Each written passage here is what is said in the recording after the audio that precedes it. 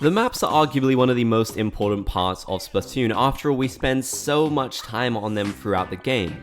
Having new maps be revealed has always been something really exciting to me in Splatoon history, especially when we used to get the updates in Splatoon 1 and 2 with the new maps added, and I'm sure we'll see a lot of that. But what new maps have we seen added so far in Splatoon 3? Well, in this video, we're going to take a look at every single new map revealed so far, so let's get into this. The first map we have is Scorch Gorge, which is pretty cool. I'm a big fan of this one. We've seen this one a lot. This seems to be the map that they're showing off the most. It's got this sort of barren wasteland feel to it. It does feel very unique to me compared to a lot of other maps that we've seen in Splatoon, so I definitely like this one. I think it's cool seeing the contrast of all the sort of bronze colors mixed in with the colors that obviously you'll get with the ink you're spraying everywhere. So definitely a really cool stage to see in the game. I'm looking forward to playing on this one. We have seen quite a lot of gameplay, like I mentioned, so I definitely feel like this is going to be a very fun one to play. Another new one is Eel Tale Alley, and this is probably one of my least favorite on the list. Don't get me wrong, I do think it's still really cool, and it has that sort of bustling city metropolis vibe, so it definitely fits in perfectly with Splatoon 3, there's no denying that.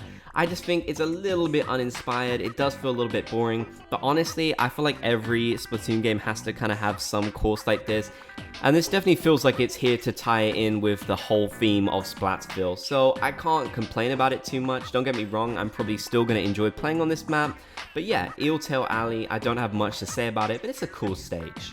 Not a new stage, but Museum D Alfonsino will be returning from Splatoon, so it's pretty cool to see this one come back. I've always quite liked this stage. You know what, I've never actually played too much on it, I won't lie, I honestly haven't. It's been a while since I've played Splatoon, the original game, so maybe I need to go back and actually try this one a few times, because it's definitely a good map, and I think a lot of people are going to be happy about this one returning. Not 100% sure it would have been my top pick though, I definitely think it's a little bit more of an out there choice, but I guess it is really popular.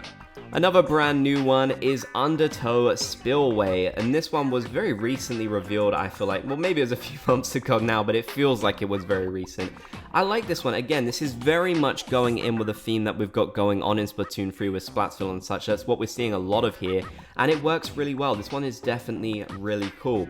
It's basically set in an abandoned underground flood bypass, so I think that's a really nice idea for a stage, and this one looks like it's going to give a lot of fun matches. It does seem quite open to me, although there are lots of little bits that you can dip into, so I guess it will make for a really interesting play, although I don't mind it being super open either, because sometimes that can be quite fun. Another new map is the Mincemeat Metalworks, and they've shown this one off a little bit as well. I believe they had a little clip for this over on Twitter, so I don't think they've shown this off in any trailers or not. I might be wrong on that. We haven't seen a ton from this one yet, but it does look pretty cool. Again, I do feel like maybe the design is a little bit uninspired. It does kind of remind me of some other maps that we've seen in Splatoon history, and it's nothing too crazy. But they're probably getting the more basic ones out of the way first, I definitely feel like. And don't get me wrong, I don't dislike this map. I do feel like it still looks pretty darn cool. So again, I can't complain about it. I'll be excited to try it out. We also do have Sockeye Station, which is a new stage in Salmon Run, and this one is very similar to what we've seen before in Salmon Run.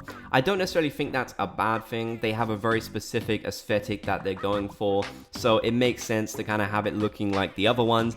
I definitely think we're going to see some really cool new Salmon Run stages revealed though in the coming months and weeks and such, so I'm definitely looking forward to that.